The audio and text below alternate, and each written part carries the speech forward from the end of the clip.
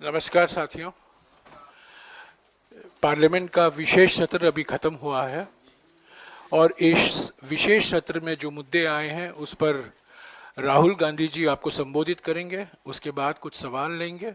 मैं आपसे गुजारिश करूंगा कि ये सवाल सिर्फ विशेष सत्र तक ही सीमित रखा जाए। राहुल गांधी जी। थैंक यू जयराम जी।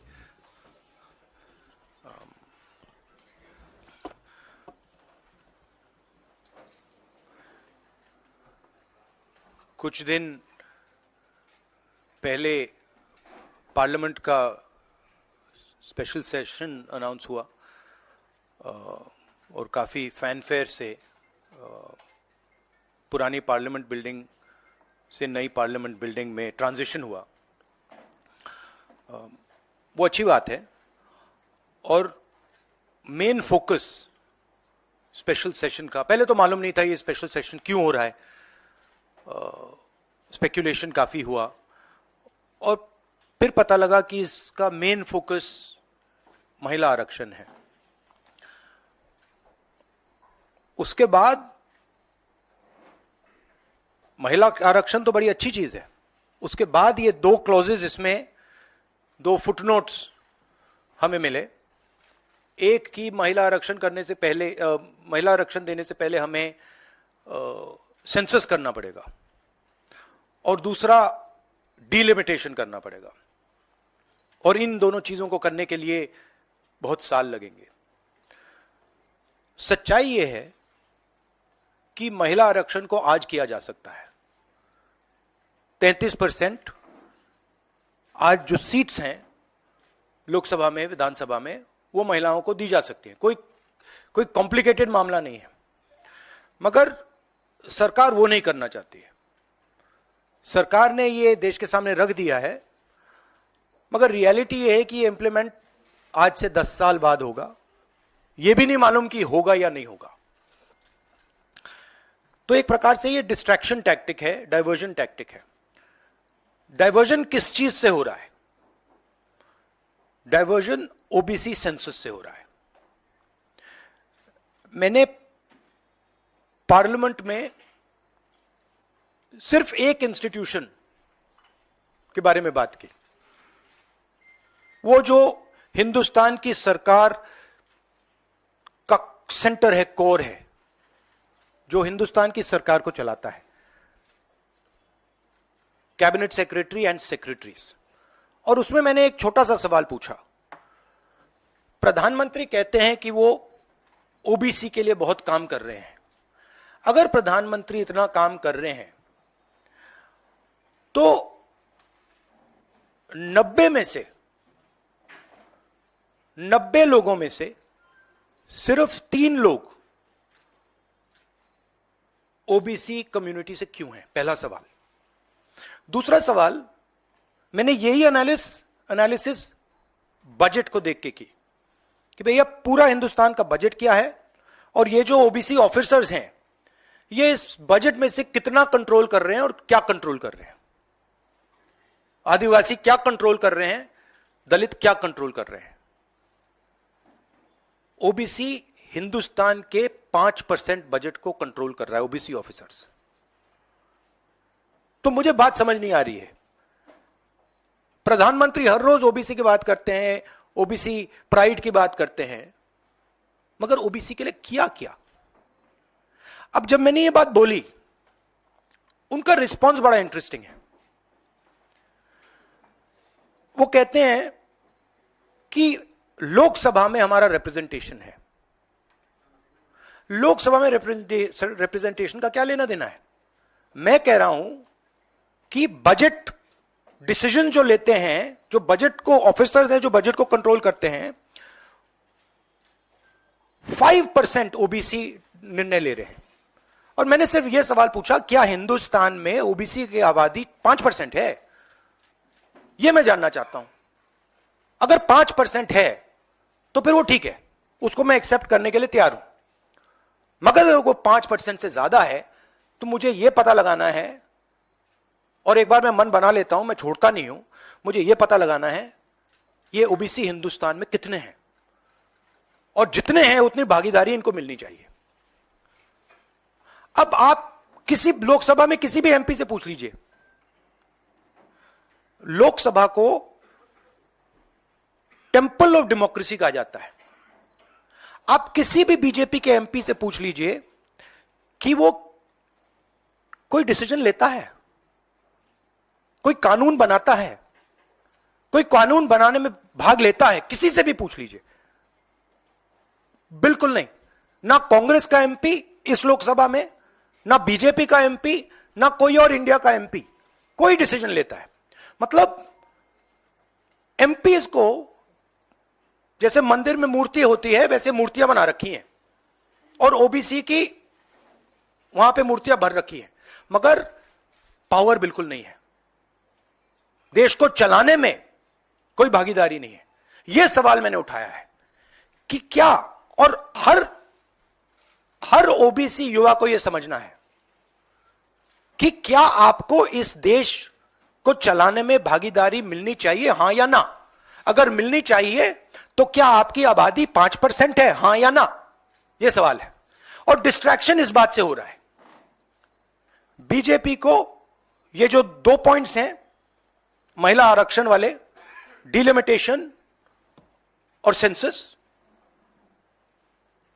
इनको हटा देना चाहिए और एकदम महिलाओं को जो इज्जत मिलनी चाहिए, जो रिस्पेक्ट मिलनी चाहिए, जो भागीदारी होनी चाहिए, उनको एकदम वो कर दें।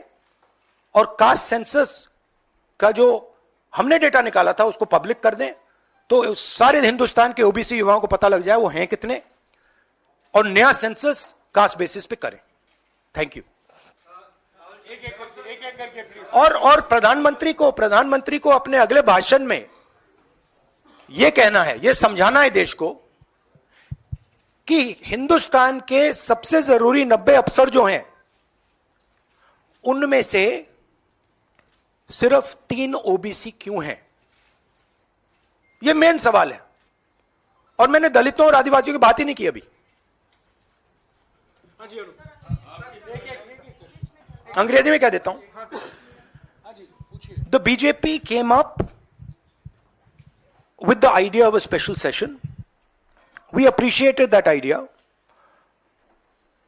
With a lot of fanfare and pomp, we moved from the old building to the new building. The Prime Minister, in a very dramatic gesture, carried the Constitution of India from the old building to the new building. And he said that he is passing a very important law. And we agree with him. Women's reservation is a central step in the empowerment of the women of India, and it is a critical step. But when we read the fine print, we found something very interesting. 2 little subtexts were there. Number 1, this will be done after delimitation. Number 2, this will be done after census. What it means is this bill will be implemented a decade from now. It is not going to be implemented today, and every woman in India should understand this. It is not going to be implemented today, it's going to be implemented, if it is implemented, 10 years from now. So this is a diversionary tactic. It's a way of making everyone's attention move away. The question is, what are they moving away from? And the answer is the caste census. And I'd like to explain why. In my research for my speech, I looked at how many officers in the government of India, the senior most officers are secretaries, how many secretaries in the government of India come from the OBC community, how many come from the Dalit community, how many come from the tribal community. And I was shocked to find that 5% of the secretaries of the government of India, 3 officers in the government of India secretary level are OBC first. And then I asked another question, what budget do they control? And they control 5% of the budget. OBCs, Dalits, tribals, all put together control 6% of the budget. Tribals control 0.1 something of the budget. So this is a shocking finding. And I said this in Parliament. My point being that are the OBCs 5% of India? Is that the amount of participation we want of the OBC community? So the central question is, how many OBCs are there in India? How many different communities are there in India? If we want to distribute power to the people of India, we have to know this number. Otherwise, we are working without data. And so I placed this on the floor of the House and I said, look, please tell us how many OBCs. We have the data. I know, because the government of India has already done the census and all this data is available. Why is the Prime Minister not releasing this data? And second, what is this delay in this census? The caste census should be done now, and the last caste census data should be released at once. Now, what was the BJP's answer? Very interesting answer. That it doesn't matter how many OBCs are in the government of India. What matters is that we have MPs and MLAs who are OBC. No, that's not the point. Because you can ask any MP or any MLA how much they participate in lawmaking, how much they participate in how the money in India is spent, they will tell you there's no participation. So it is almost as if they keep placing these OBC MPs into the Vidhan Sabha from one side and taking away the real power of the OBCs from the other side. And as the Prime Minister keeps saying, he's an OBC leader, I want him to explain why only 3 OBCs are there in the government of India. And why the OBC community, which is the backbone of this country, is responsible for only 5% of the budget. They have not been able to answer this question. In fact, when I said it, I saw in their face the panic. Because this is the truth. This is what they're trying to distract India from. The fact that the large mass of Indian people do not have any power.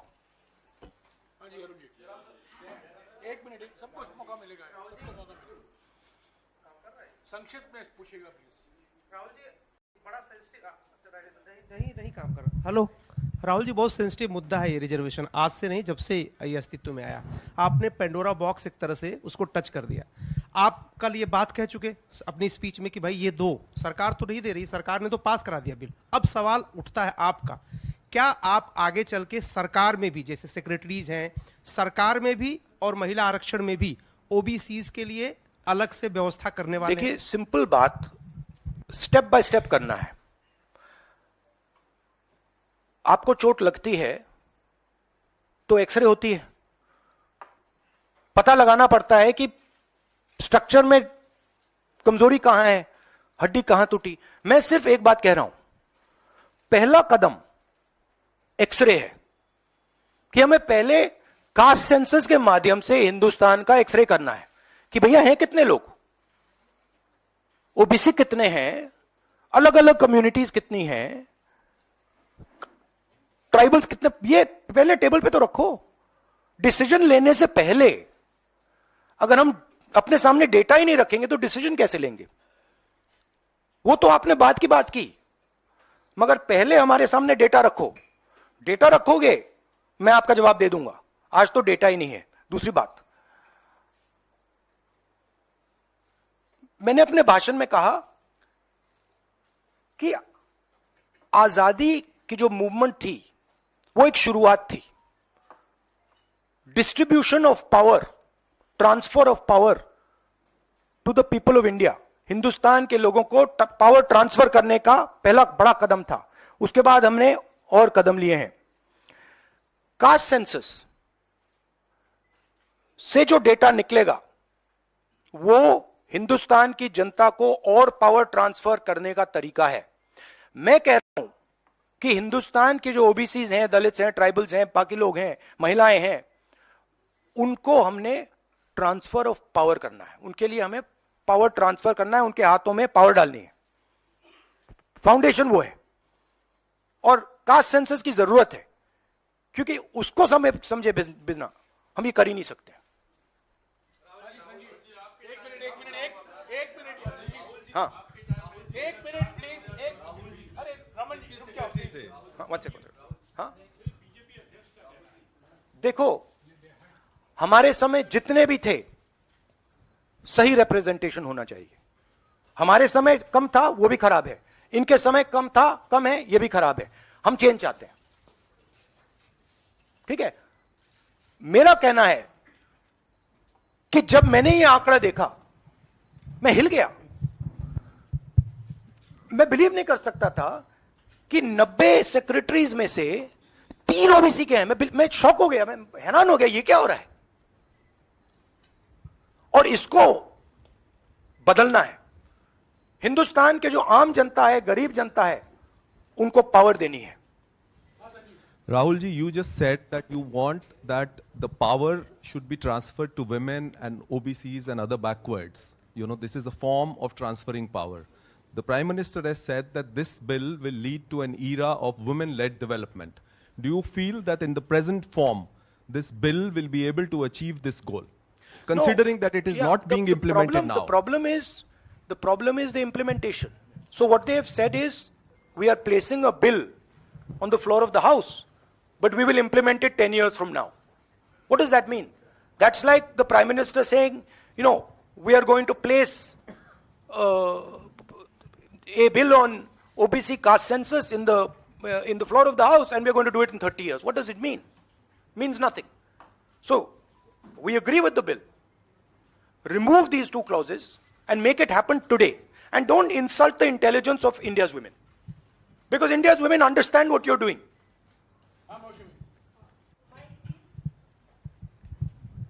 Rahul, क्योंकि special session की बात हो रही है, बहुत shocking एक video जो viral हो रहा है, उसमें रमेश बिदूरी साहब फ्लोर ऑफ द हाउस में एक स्पीच दे रहे हैं, जिसमें वो दानिश अली साहब को ऑन रिकॉर्ड, मतलब माइक पे आतंकवादी कहते हैं, मुल्ला कहते हैं, और कई शब्दों का इस्तेमाल करते हैं जिनका हम प्रयोग नहीं कर सकते।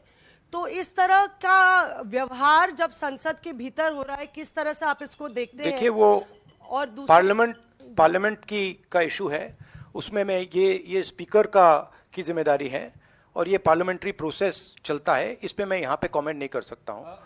बट मैं कंप्लीट नहीं हुआ, कंप्लीट नहीं हुआ। राहुल जी, आप बहुत महत्वपूर्ण सवाल उठा रहे हैं। एक तो देरी का, दूसरा ओबीसी के कोटे की मांग कर रहे हैं। सवाल यह है कि 2010 में जब यूपीए के समय में बिल आया था, तब अगर यही कोटा जो आज कांग्रेस मांग कर रही है अगर दे दिया होता, तो ये कानून शायद 10 साल पहले बन जाता। तो ये जो आपसे सवाल पूछा जा रहा है कि आज आप कोटे की बात कर रहे हैं ओबीसी की, क्योंकि आप विपक्ष में हैं। जब सत्ता पक्ष में आप बिल लेकर आए थे, उस समय ओबीसी कोटा क्यों नहीं था, और क्या इसका आपको रिग्रेट है, अफसोस है कि उस समय ओबीसी कोटा नहीं दिया कांग्रेस ने? 100% रिग्रेट है, 100% रिग्रेट है। वो उस टाइम कर देना था, और इसको हम करके ही छोड़ेंगे। Rahul ji, Mr. Gandhi, what has changed since 2010 to now that you have shifted your stance on OBC support? We have not shifted our stance. You're maybe not well informed. We are the party that did the caste census.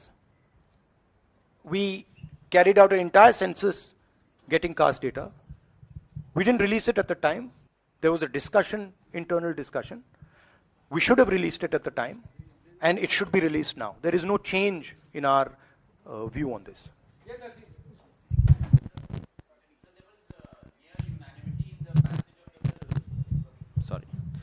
Sir, there was near unanimity in the passage of the bills. Do you think that a wider consultation process should have been followed before bringing the bill in the special session? We are okay with the bill. We have supported the bill. Right? Please understand the technicality. We are in full support of the bill. We don't agree with the 2 little footnotes that have been put in the bill that basically mean that the bill is going to be implemented 10 years from today. We support the bill. Everybody, there's nobody in the house who didn't support the bill.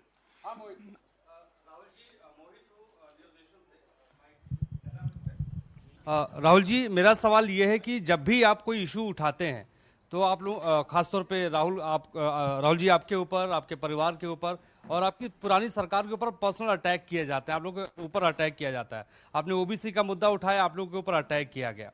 और उसके बाद अब बेबाकी से आपने बोला भी कि मैं रिग्रेट करता हूं कि हमारी सरकार में इसको शामिल कर लिया जाता तो बेहतर होता। आखिर सरकार की क्या मंशा है? 6 महीने के बाद लोकसभा चुनाव है, 5 राज्यों में विधानसभा चुनाव है, सरकार की क्या मंशा है कि ऐसे वक्त में बिल लाया गया, पास करा लिया गया, डिलिमिटेशन और परसिमन की कोई बात नहीं हुई? नहीं, मुझे, जैसे मैंने कहा, मुझे लगता है कि ये एक डिस्ट्रैक्शन टैक्टिक है और 2 मुद्दों से बीजेपी घबराती है, डिस्ट्रैक्ट कराना चाहती है और ये रिलेटेड हैं। एक है अदानी जी, जो देश का पूरा धन अपने हाथों में कॉन्सेंट्रेट कर रहे हैं, और दूसरा कास्ट सेंसस। तो ये रिलेटेड चीजें हैं और इन दोनों बटन को जब मैं दबाता हूं, जैसे यूं दबाता हूं, बीजेपी एकदम जंप करती है। तो क्यों करती है? क्योंकि वो जो ओबीसी कम्युनिटी है, सचमुच में उनको पावर नहीं देना चाहती है और वो पावर अदानी जी के हाथ में कॉन्सेंट्रेट करना चाहती है। राहुल जी, आपसे सवाल ये है, क्योंकि जब आपने लोकसभा में भाषण दिया, आपने 90 में से 3 सेक्रेटरी और ओबीसी के, जो ओबीसी कम्युनिटी है उसके हालात के बारे में बात करी। अगर 2024 में इंडिया ब्लॉक जो आपका बना है वो पावर में आता है, तो क्या इन चीज़ों को आप जल्द से जल्द इम्प्लीमेंट करेंगे? क्योंकि बीजेपी साफ तौर पर कह रही है कि आपके भाषण के बाद से साफ लग रहा है कि ओबीसी कार्ड इंडिया ब्लॉक या कांग्रेस पार्टी खेल रही है। तो आप अगर पावर में आते हैं तो आप क्या सबसे पहले ये देखिए, ये वो कार्ड की बात करते हैं, कार्ड के बारे में सोचते हैं। मैं कार्ड के बारे में नहीं सोचता हूं।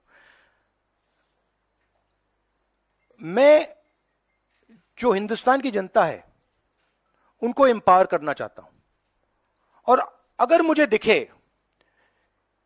कि ओबीसी कम्युनिटी जो है, जो बहुत बड़ी कम्युनिटी है, किसी को नहीं मालूम कितने लोग हैं, बट लोग कहते हैं 50% तक हो सकते हैं। जब मुझे दिखता है कि एक कम्युनिटी है जिसमें हिंदुस्तान की 50% आबादी है और गवर्नमेंट ऑफ इंडिया के सेक्रेटरीज में 3 लोग हैं, 90 में से 3, और वो 5% बजट को कंट्रोल करते हैं, तो मुझे गुस्सा आता है, इरिटेशन होती है। इस देश में हो क्या रहा है? एक तरफ हम अदानी जी को देश के पूरे इंस्टीट्यूशंस पकड़ा रहे हैं, नरेंद्र मोदी जी, और दूसरी तरफ जो हिंदुस्तान की रीढ़ की हड्डी है, जो हिंदुस्तान को चलाते हैं, उनको हम हिंदुस्तान को चलाने में, सरकार को चलाने में कोई जगह नहीं देते हैं, दबा के निकाल देते हैं। तो इससे मुझे इरिटेशन हो रही है। और जैसे ही हमारी सरकार आएगी, हमने वहां पे कर्नाटक में कहा था कि जिस दिन आएगी उस दिन हमारी 5 गारंटीज लागू हो जाएंगी। यहां भी मैं कह रहा हूं, हमारी सरकार आएगी, कास्ट सेंसस होगा और देश को पता लगेगा कि हमारे ओबीसी भाई कितने हैं, दलित भाई कितने हैं, और उनको देश को चलाने में भागीदारी मिलेगी। यह मैं आपको कह रहा हूं। यह छोटी प्रोसेस नहीं होगी, एक दिन में नहीं होगा, मगर नियत समझिए।